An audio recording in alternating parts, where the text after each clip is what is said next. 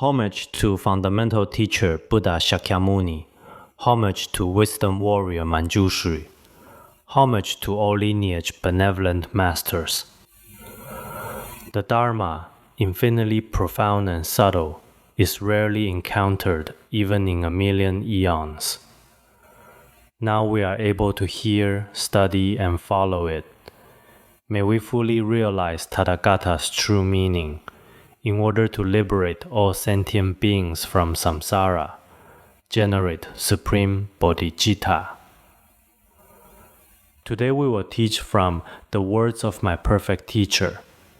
We are now teaching the application aspects of bodhicitta, the 6 transcendent perfections. We have already covered what came before. We have already completed the perfection of generosity. Today we begin teaching the perfection of discipline, which is Sila Paramita. Sila Paramita is extremely important. Discipline is the foundation of all virtues.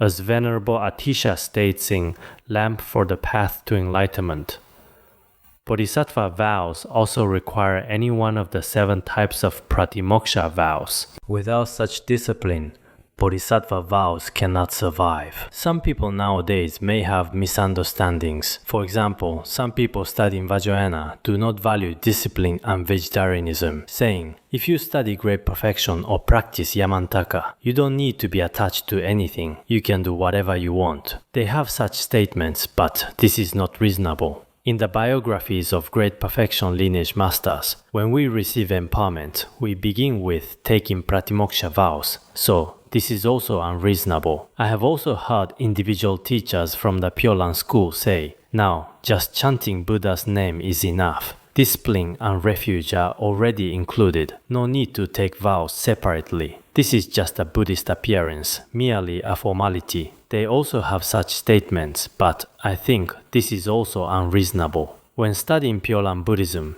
discipline should also be the foundation, as stated in the Sutra on the Contemplation of Buddha Amitayus. Take the threefold refuge, possess complete precepts, and do not violate proper conduct. Taking the 3 refuges, possessing many precepts, and not violating proper conduct. When studying Pure Land Buddhism, beginning with refuge and maintaining discipline is indispensable. We all know that discipline itself, as stated by Nagarjuna in Letter to a Friend, is the foundation of all virtues. The basis for Letter to a Friend is found in the Flower Ornament Sutra.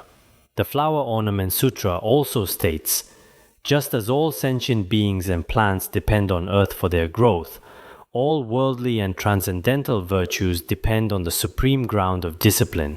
Similarly, all virtues and roots of virtue, both worldly and transcendental, depend on what? They depend on the most supreme perfection of discipline. So whether we study Sutrayana, Vajrayana, or any teaching, we must never belittle discipline.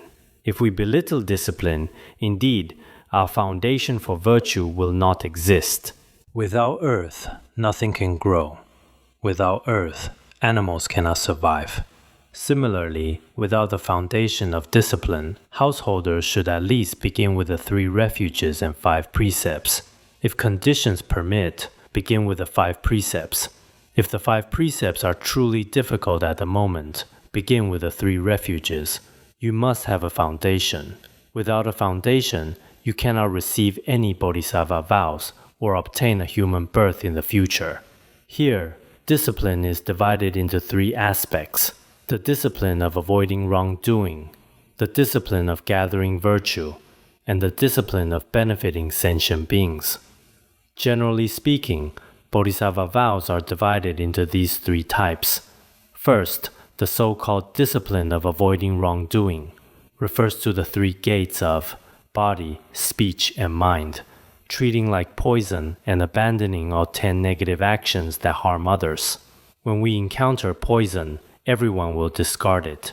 Similarly, all harmful actions of body, speech, and mind, mainly the 10 negative actions and behaviors harmful to others, should all be abandoned according to bodhisattva vows.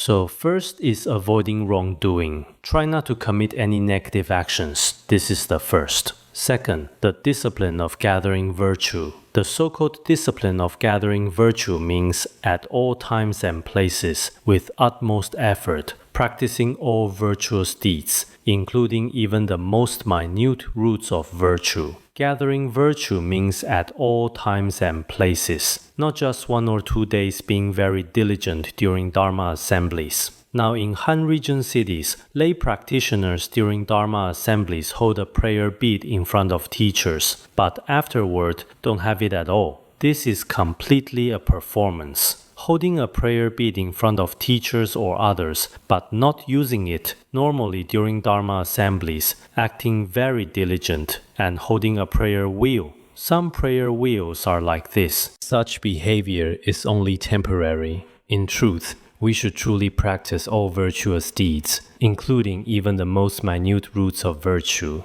There are similar worldly sayings. One can perform virtuous deeds with ease and convenience, and one can create negative karma anywhere, anytime. In our daily lives, creating virtue and creating negative karma is actually quite simple. Whether it's your speech or conversation, in your words and actions, you can always practice virtue.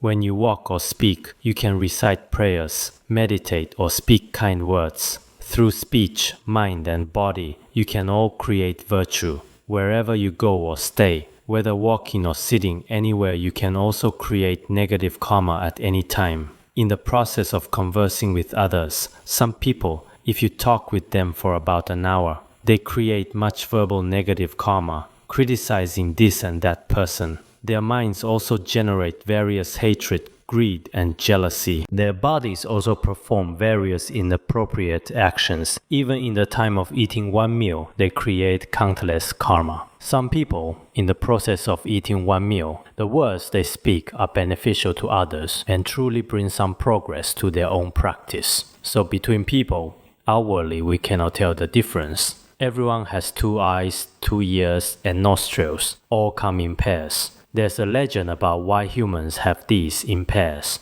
to avoid extremes. There are similar sayings abroad. One must be stable and not too extreme in doing anything. But speech requires attention, so the reason the mouth is not paired is also like this. For us, creating negative karma at any time is easy, and creating virtue is also easy. Therefore, if we don't always observe with mindfulness, alertness, and conscientiousness, and don't earnestly strive to discern virtue and wrongdoing even merely in play, we might accumulate many serious negative actions. If we normally don't have mindfulness and alertness, don't have conscientious behavior, often observing ourselves, often reminding ourselves, often advising ourselves, what am I doing? What am I really thinking? What am I really saying? Actually, truly wise people always have the guardians of mindfulness and alertness protecting them, watching what your negative thoughts are creating. Without this, it's very possible that even in our play, in our conversations with others, or while eating or walking, we constantly create much karma. Why do many people in cities nowadays create more negative karma? They haven't received this kind of education since childhood. Sometimes I feel that our schools really need basic Dharma education that restrains the mind, spiritual education. Without spiritual education, when people grow up, they often place all their happiness and everything on material things. Their psychological qualities haven't received any training at all. In this way, after they grow up, though their appearances differ, actually their mental needs are no different from animals. Animals also have their only goal of eating grass and drinking water, constantly searching besides this. They have no higher ideals. If we humans also only obtain comfort for our desires from material things and have no other aspirations, we may be no different from animals. Here it also says, as stated in the Sutra of the Wise and the Foolish, do not think wrongdoing is small and harmless, thus despising it. Though a spark is tiny, it can burn grass piles as large as mountains. The Sutra of the Wise and the Foolish teaches, don't think that because a wrongdoing is small, it may not harm me. For example, killing an insect or speaking of someone's faults, or if your behavior is slightly rough, you might think it's nothing and despise it. If this is the case, it's unreasonable. If we gradually accumulate many negative actions, it's like streams that eventually become rivers. A tiny spark appears, very small on the surface, but it can burn down grass piles as large as mountains. This teaching is also found in the Udana Varga. Do not belittle small evils, thinking they bring no harm. Though water drops are tiny, they gradually fill large vessels. Though water drops are very tiny, gradually they will fill large vessels. In our daily lives, everyone is particularly careless about cause and effect. Small things like cursing, speaking ill of others, being jealous, or generating hatred. Simple mental states. We think there's probably nothing wrong. This is normal for us ordinary beings. Actually, we ordinary beings should reform bit by bit to eventually truly become noble beings, as taught here.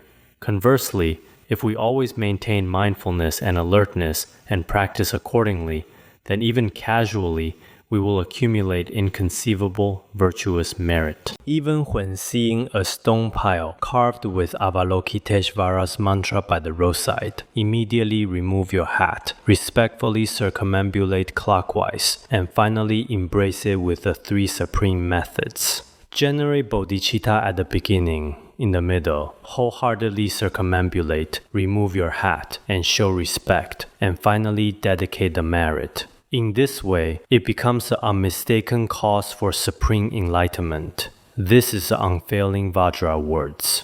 When you see an Avalokiteshvara stone pile on the road, or see hanging prayer flags, see stupas, Buddha statues, temples, or see monastics, see some scriptures. Just before our eyes, except in remote places where Buddhism is not flourishing, there may not be such opportunities at any time. What we see before our eyes daily are money-making, quarreling, killing, traffic jams. In cities, good objects of refuge, representations of the three jewels, may never be present.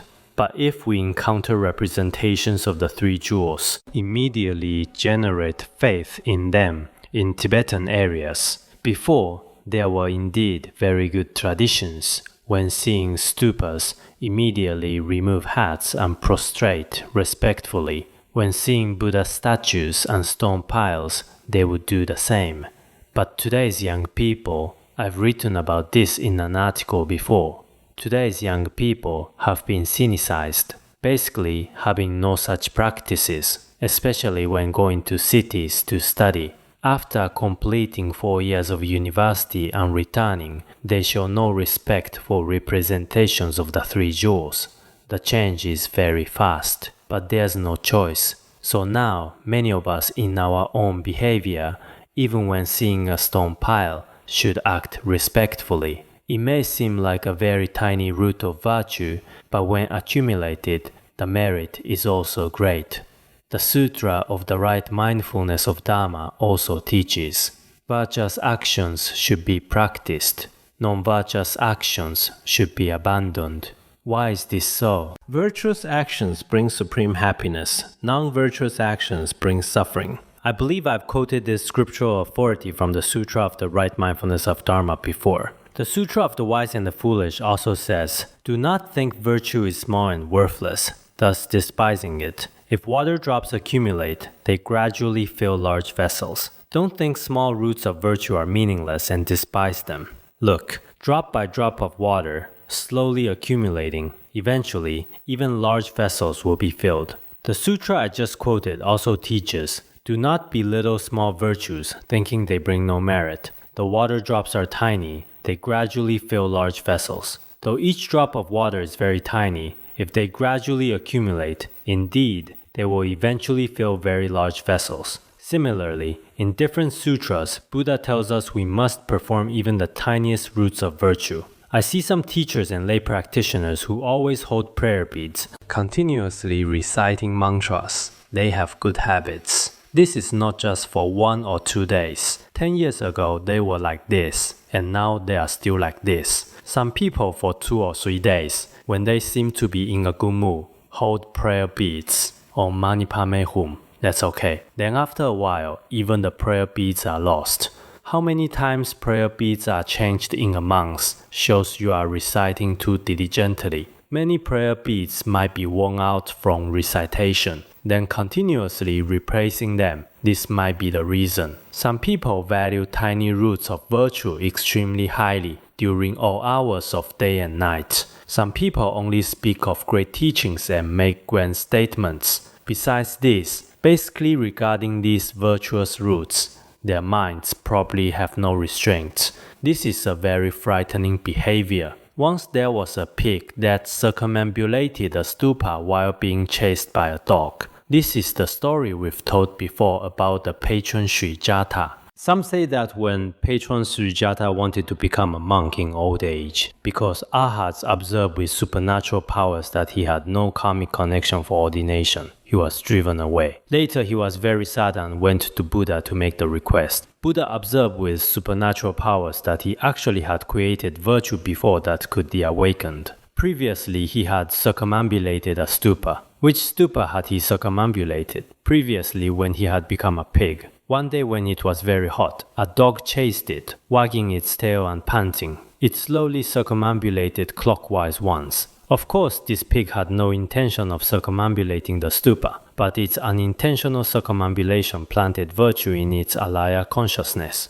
Later, Buddha observed with wisdom that he originally had this foundation. Now, if he ordained, this virtue would immediately awaken. Later, after he ordained, he also attained arhathood. Some say it was the awakening of virtue from once calling Namo Buddha. But regardless, the virtue from circumambulating stupas in the earliest times is also possible. So sometimes when we circumambulate stupas or Buddha statues, these create great virtue. Some people say, because my mind is very disturbed, there may not be merit. Actually, even with a disturbed mind, looking at Buddha statues has merit. Moreover, we humans at least have some positive intentions, so there should be merit. There's another story about 7 insects that fell from tree leaves into water and drifted clockwise with the current. At that time, there was a stupa in the water. The 7 insects on the leaf, following the wind's direction, circled 7 times. Because this virtue later awakened when Padmasambhava first came to Tibetan areas to determine whether Tibetan people could become monks as a kind of test. 7 men were ordained for trial. At that time, Padmasambhava and many other great masters observed with supernatural powers that these 7 people had karmic connections for ordination in the past. These 7 people were those 7 insects, because they had circumambulated the stupa 7 times. So in this lifetime, they ordained and contributed to Buddhism. Figures like Vairotsana indeed made very great contributions to Buddhism. So now we should. I often think about when we do virtuous deeds, even circumambulating mandalas, using prayer wheels, reciting mantras ourselves, should exceed the motivation of insects and such beings. We at least know this is a meritorious object. This is very important. So, when we circumambulate Buddha statues, some people have told me that circumambulating stupas is acceptable.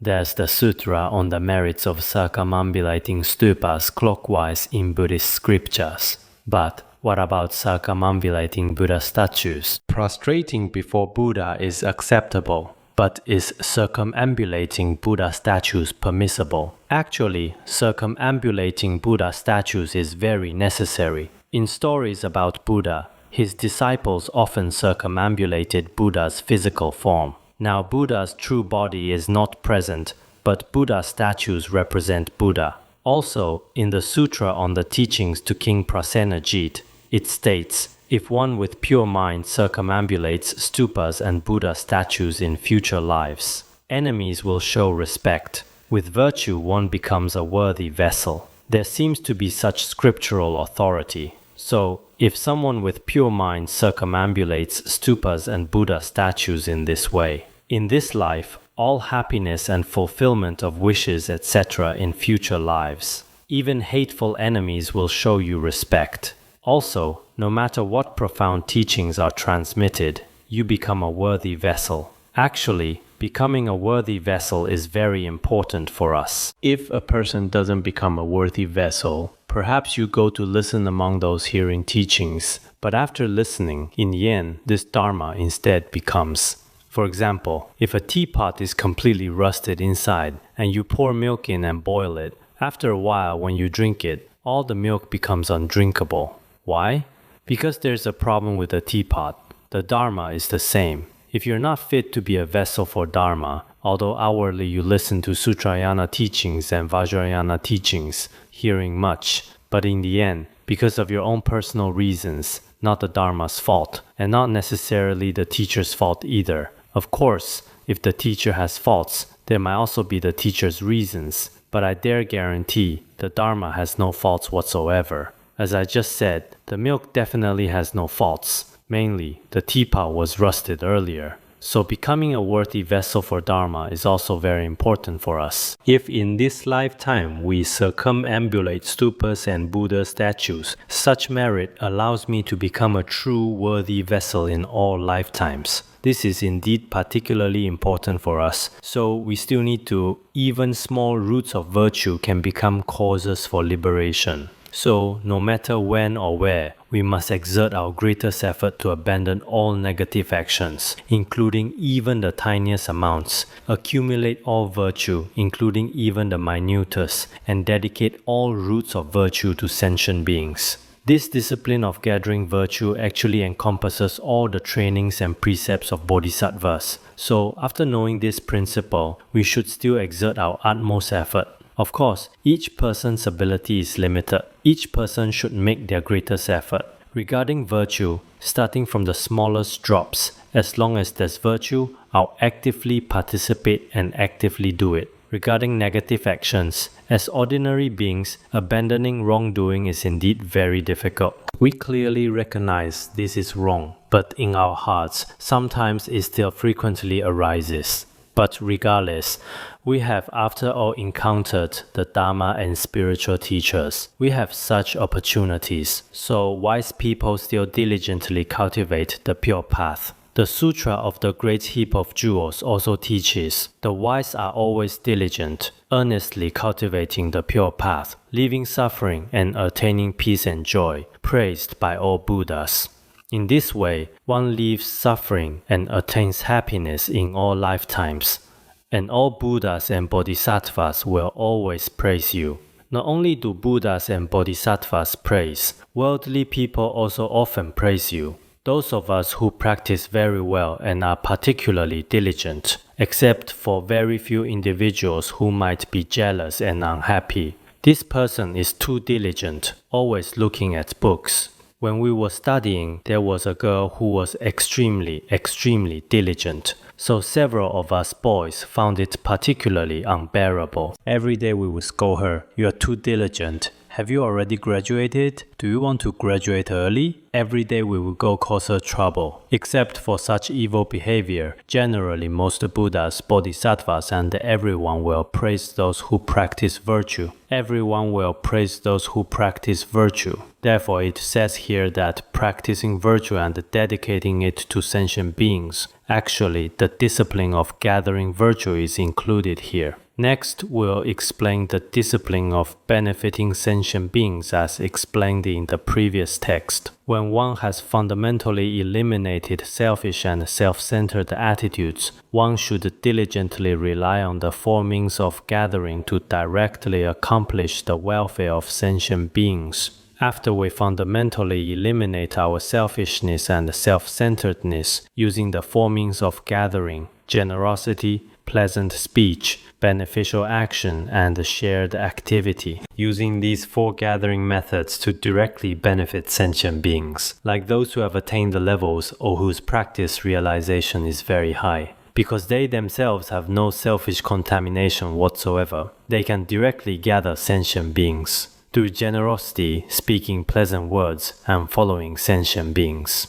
Also, to generate joy in sentient beings, they also begin to practice virtue and diligence like sentient beings in this way. While in the beginner stage, whatever trainings of abandoning wrongdoing and practicing virtue we undertake are all included in embracing with the three supreme methods and dedicating to all sentient beings. For beginners, completely eliminating selfish and self-centered minds has certain difficulties. But whenever we practice virtue and abandon wrongdoing, if we embrace it with the three supreme methods, it can also include benefiting sentient beings.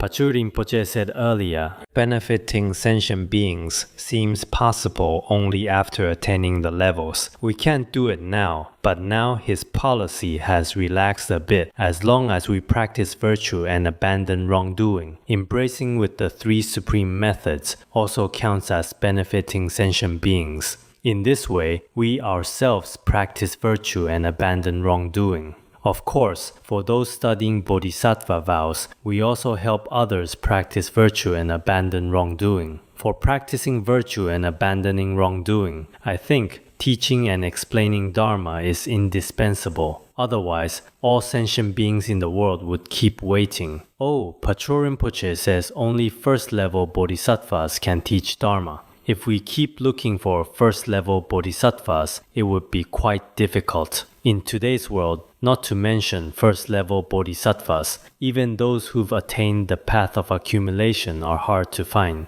and those on the path of joining are also hard to find. Moreover, in our world, those who are relatively perfect in all respects, having both realization and pure discipline, diligence in study and contemplation, and particularly good character, who are very diligent and hardworking in all aspects, and very accommodating good people in our world, such Dharma teachers, are also not very easy to find. So in this lifetime, if we keep waiting for a first-level bodhisattva, it would probably be very difficult. After we leave this world, coming to this world again in the next life to search for a first-level bodhisattva. So I think Patrul Rinpoche's earlier intended meaning should be not to use Dharma as a pretext to start doing one's own business. So truly benefiting sentient beings is for first-level bodhisattvas and above. But when we are in the beginner stage, we should still, through teaching and explaining Dharma, through study, contemplation, and meditation, enrich ourselves and also benefit sentient beings. Next, we'll explain the perfection of patience, which has three aspects.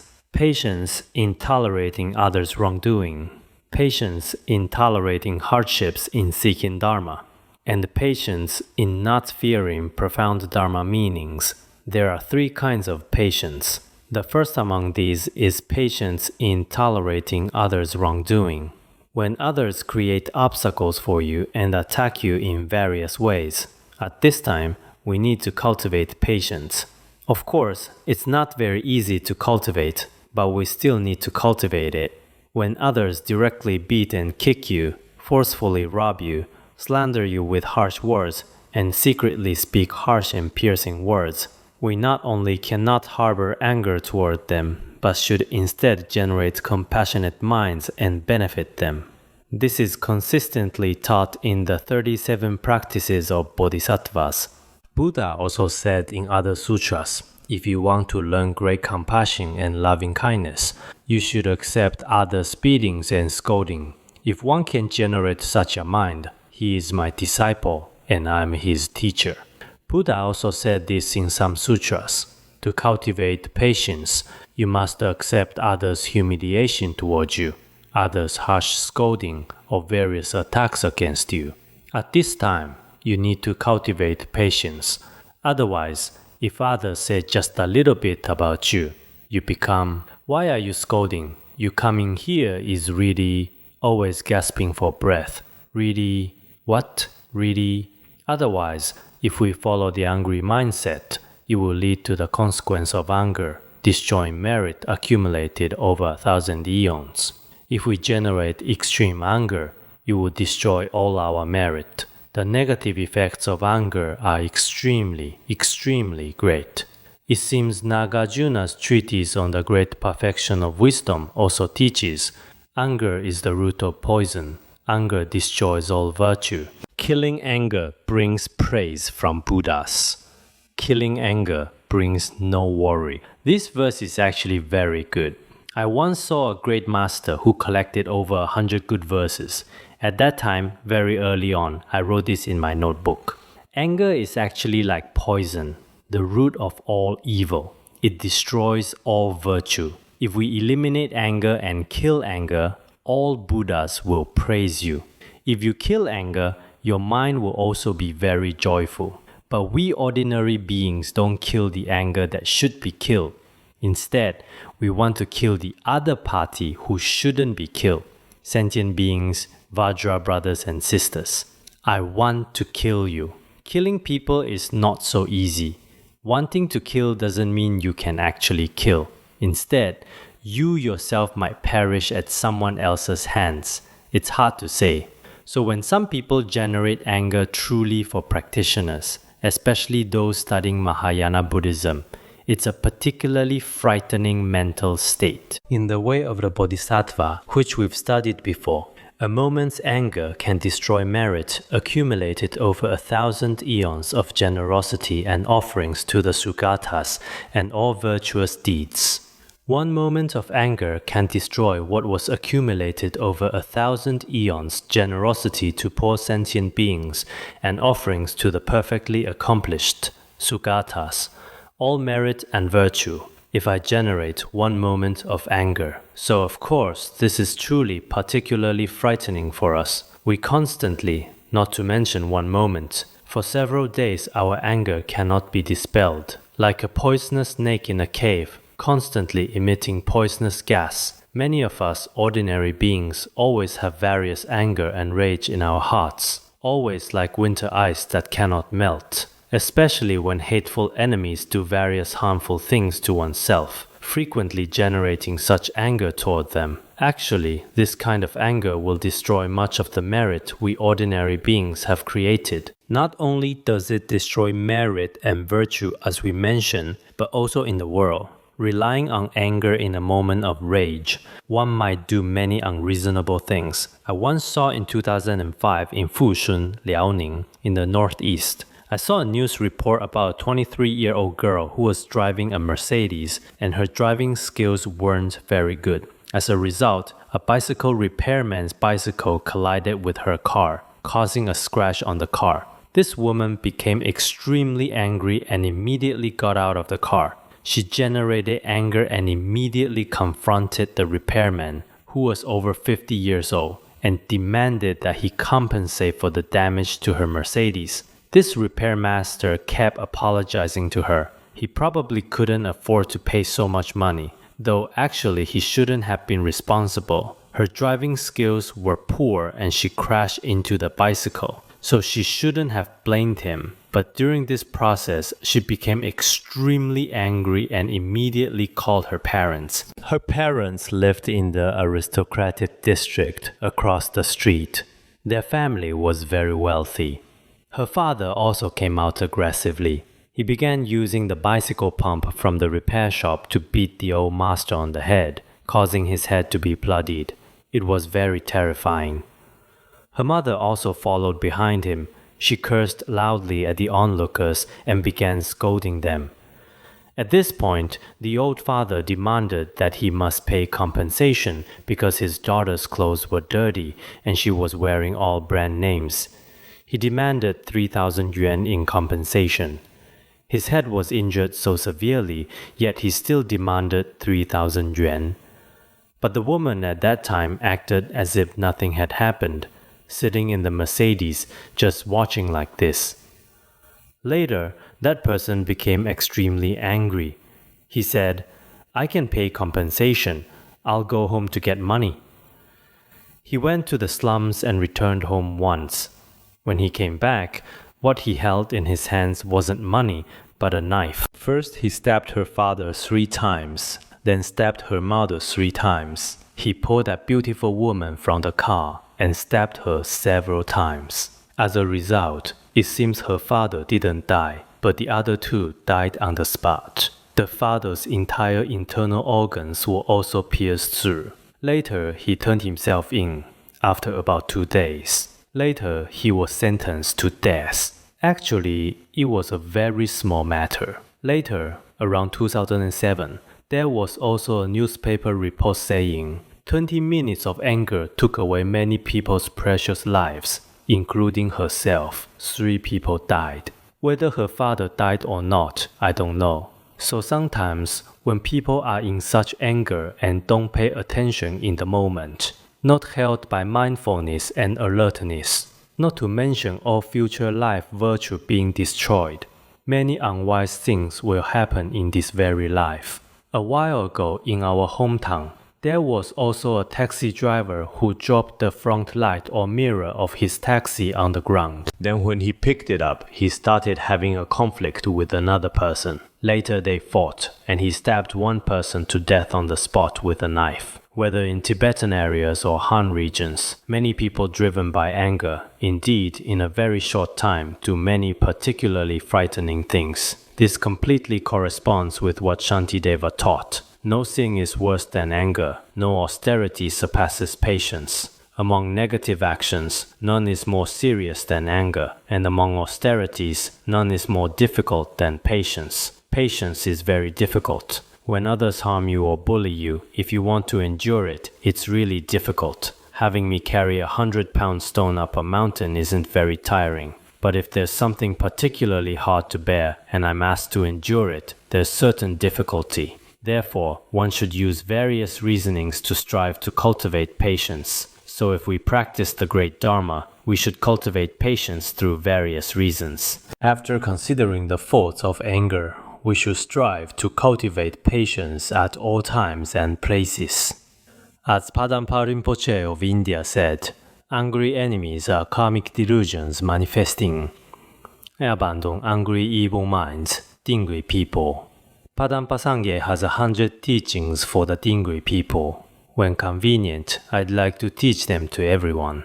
After each of his lines, there's Dingri people. Dingri is the name of the local people. For example, saying Northeast people. This way it seems a bit different. Northeast people. This people, I explain it this way. Being angry at enemies is a delusion manifestation of ours.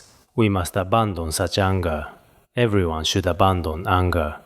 In the 1970s, people often said comrades. Now some of our old Kadas also often speak this way. When they speak, they always use this term. Venerable Atisha also personally said, do not be angry at those who harm you.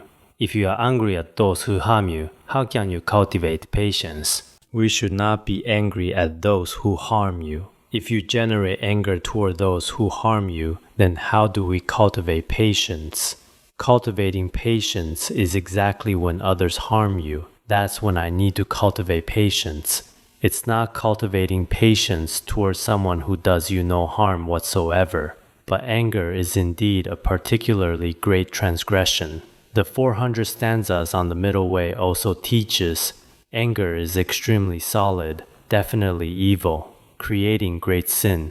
Anger is very, in a person's mind stream, very solid and hard to remove. Especially if you have a bad temper and often generate anger, it's not easy to change. Once it arises in your mind stream, it's definitely no good. The result will definitely be creating great negative actions. It will definitely create great sins. So we must definitely endure. So when someone speaks rudely to you or harms you innocently, etc., at this time, if we can eliminate our own angry and resentful psychology, we can purify many karmic obscurations and perfect vast merit through patience. Therefore, we need to regard those who harm us as teachers. This seems to be a quote from The Way of the Bodhisattva. If there were no objects of anger, toward whom would we practice patience? If there were no objects that generate anger, then toward whom would we practice patience? So in the process of practice, when encountering some enemies, when some people intentionally sabotage you, as a bodhisattva, like a wish-fulfilling jewel as taught in 8 verses of training the mind, precious and rare, when someone harms you, speaks ill of you, or begins to attack you, as a bodhisattva, you would be extremely, extremely happy. He wouldn't say, obstacles have appeared in my practice again because others are treating me in such and such ways. This is not an obstacle. For a Mahayana practitioner, others treating you poorly should be a very good opportunity. Why did Venerable Atisha often keep a bad-tempered disciple with him? The reason is that he often had opportunities to practice patience. So some of our Dharma friends shouldn't look for people with particularly good characters to work with. Next to you, you should find someone who doesn't get along with you. If you say 1, he does 2, someone who always opposes you. If you're always interacting with him in your presence, you'll have opportunities to practice patience. In the morning, opportunities to practice patience at noon, and opportunities to practice patience in the evening. For a great bodhisattva, such opportunities are extremely precious. In today's times, some people say, so-and-so is a good teacher or a good monk. It's just that his anger is too great. Actually, it's too good. Our teacher is too good. Our so-and-so monk is too good, except his anger is a bit great. Actually, in the world, there's no fault more serious than anger. How can there be someone with great anger who is simultaneously a good teacher or a good monk? This is what Pachu Rinpoche said. We cannot say this person's practice is originally very good, but his anger is too great. In practice, anger is the worst thing. If anger is particularly great, then the practice is definitely not good. So whether it's a teacher or a monk or any practitioner among us, if anger is very great, every day those below or beside him often have a kind of fear and insecurity. In this case, this is not a good teacher or a good monk. Indeed, in Tibetan areas, people often say, such and such teacher is originally very good, but his anger is a bit great. Otherwise, there are no other faults. Actually, having anger is the greatest of all faults. Why? Because anger destroys all virtue of this and future lives, and at the same time, it's very difficult for surrounding people to always accommodate him. Some people might say, without anger, there's no way to tame others. One must display wrathful appearance, but if one's practice and virtue are relatively good, one doesn't necessarily have to display wrathful appearance. Wrathful appearance may not succeed. Both self and others will be burned. There's this fault, this possibility. Padampa Sangye Rinpoche of India also said this. The karma of 100 kinds of greed cannot match the great sin of one moment of anger. In the lesser vehicle, if one generates greed toward people or things, one moment of greed also creates various negative karma, breaking vows, etc. But when it comes to bodhisattva vows, 100 instances of greed cannot compare to one instance of anger. Why? Because when generating greed, one generates some greed in one's own mind stream, but there's no harm to sentient beings. But among us Mahayana practitioners, if we harm sentient beings, it's the most serious transgression in bodhisattva vows. If I generate anger, perhaps driven by anger, I hit others, scold others, speak uncivilized language. These are all driven by anger. One would definitely create various negative karma. So as Padampa Sangye said, for the Mahayana, anger is very frightening. Obviously, those who speak such words don't understand this principle, so cultivating patience is very important for us. As practitioners in whom Dharma has truly integrated into their mind stream, their body, speech and mind are like stepping on cotton, or like adding butter to rice porridge, soft and harmonious. If Dharma truly integrates into the mind, not just verbally, if Dharma truly integrates into the mind, whether his words, his behavior, or his mind are very gentle, just like when our feet step on cotton, very gentle, it won't feel particularly rough. It won't feel particularly rough or painful when in contact with it. When butter is added to porridge, it's also particularly delicious. At that time, in Tibetan areas, Patrul Rinpoche. But when I often eat, I also add butter to noodles or porridge. I also have this feeling. It's particularly soft. When Dharma integrates into the mind, one is also very happy. No matter at any time, those in whom Dharma has integrated into their minds are indeed the happiest people. No matter what happens, they always remain in a state of happiness. The Sutra of the Right Mindfulness of Dharma also teaches this. If one cultivates patience and abandons all anger in the present and future, one will always dwell in peaceful places. That is to say, those who cultivate patience will abandon anger. When your anger is no longer present, whether now or in the future at any time, you dwell in a state of particular happiness. Many of us practitioners should have this experience. Like Buddha Shakyamuni, his mind was indeed very harmonious and gentle. Previously, the treatise on the great perfection of wisdom also said, there was a Brahmin who first began cursing Buddha with 500 accusations, but Buddha showed no sign of anger on his face. Later, he felt Buddha was very good, so he praised him with 500 things. After the praise, there was also no appearance of extreme joy. Later, he realized Buddha had truly reached the state of neither joy nor anger. We're not like this. If others praise me, I'm overjoyed. Really praising me? Wow! Who praised me? This person is so good. If others speak ill of me, I begin to feel dejected. Actually, when hearing some unpleasant words at the first sentence, he hasn't reacted yet. I often have this feeling.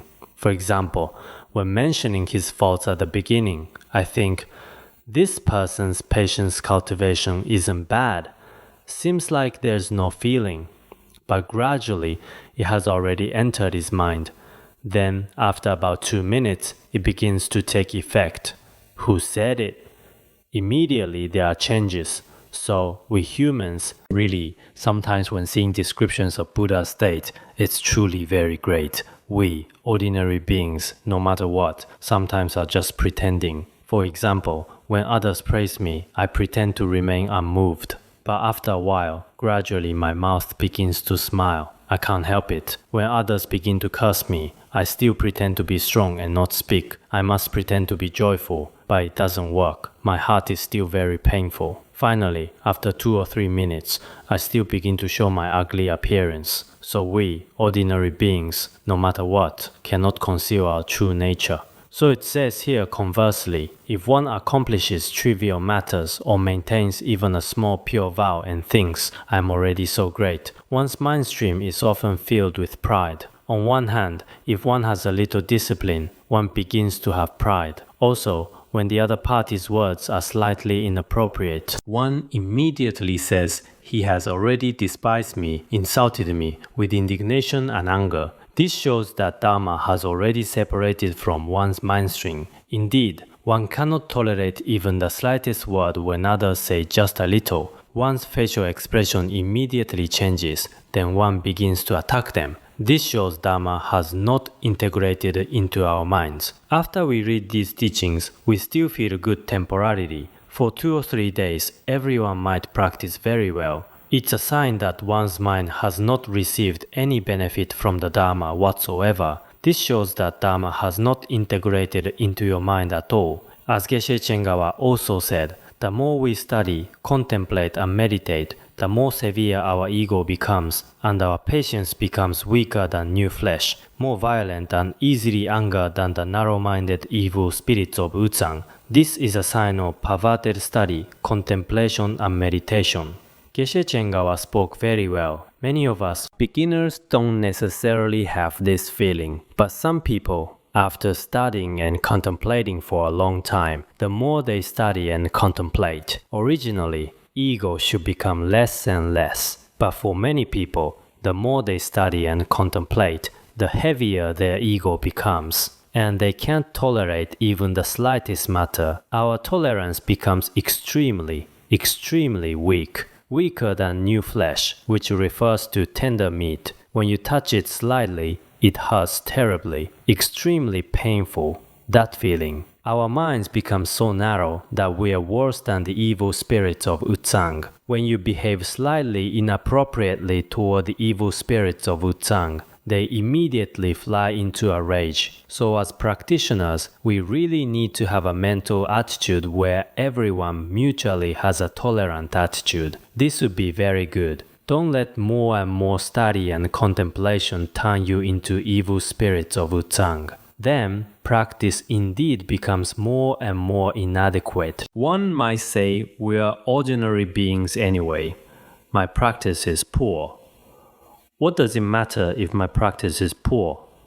What business is it of yours if I go to hell? If that's the case, then there's nothing I can do. When I teach Dharma, I don't necessarily require everyone to be like this. If you feel you're very poor and it doesn't matter to me, then I can't do anything about it. I've also been well-intentioned for so many years with everyone. I myself am indeed very poor. But in this process with everyone, I feel Dharma is indeed great. So sharing such principles with everyone is not wrong. Therefore, we should always be humble and cautious, remain in low positions, wear simple clothes, and respect all people, high, middle, and low. Based on compassion and bodhicitta, use Dharma to tame one's own mind stream. This is the unerring, essential point of true practice. It far surpasses thousands upon thousands of lofty views and profound practices that don't benefit one's mind stream. So in our practice process, everyone should not be arrogant at any time.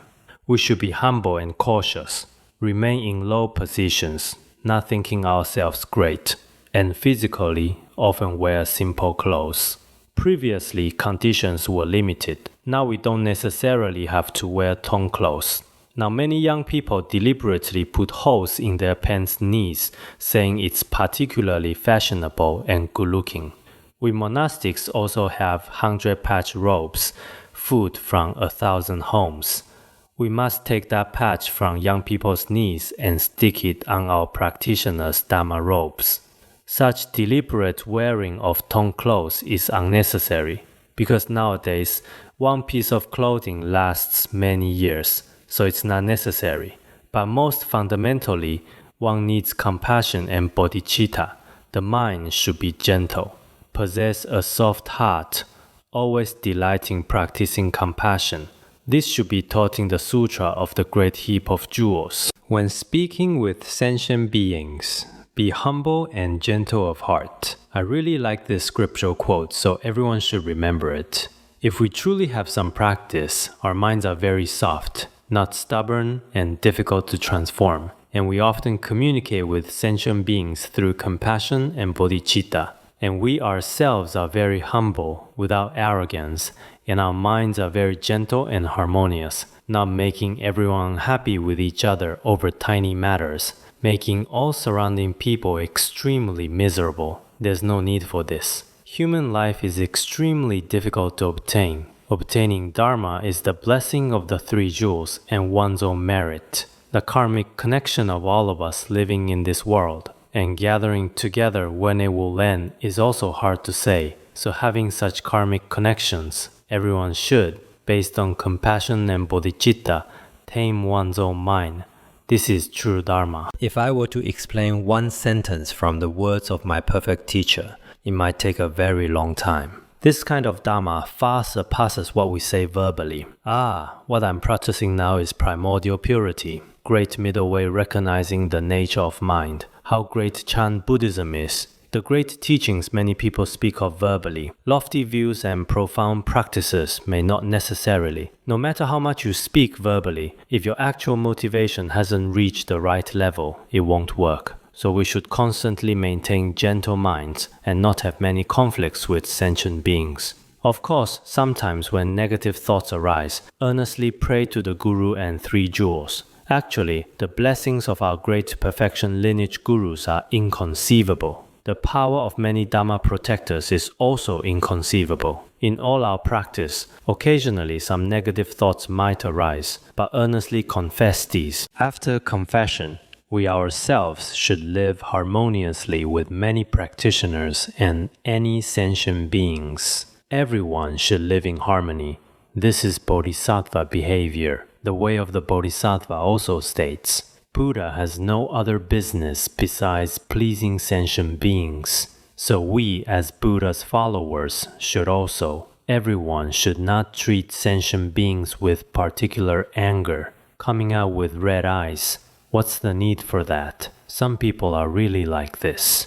In many matters, with any other sentient beings, one shouldn't have particular attitudes, creating conflicts with everyone. For Mahayana Buddhism, this is particularly unreasonable, so treat others with compassion, bodhicitta, gentle minds, and particularly humble hearts. Practice what you can practice. If you truly cannot practice, don't cause many sentient beings distress. Just sleep in every day. If you truly cannot practice and have nothing at all. Our Guru also said before not to have conflicts among our Vajra brothers and sisters in our practice centers. This is also unreasonable. In outside cities, everyone must accommodate the world. Accommodating the world is Buddha's only behavior. So after we study Mahayana Buddhism, many of our behaviors should differ from worldly people's behaviors. If they can be broad-minded in many matters, we who study Mahayana Buddhism even more so. That's all for today.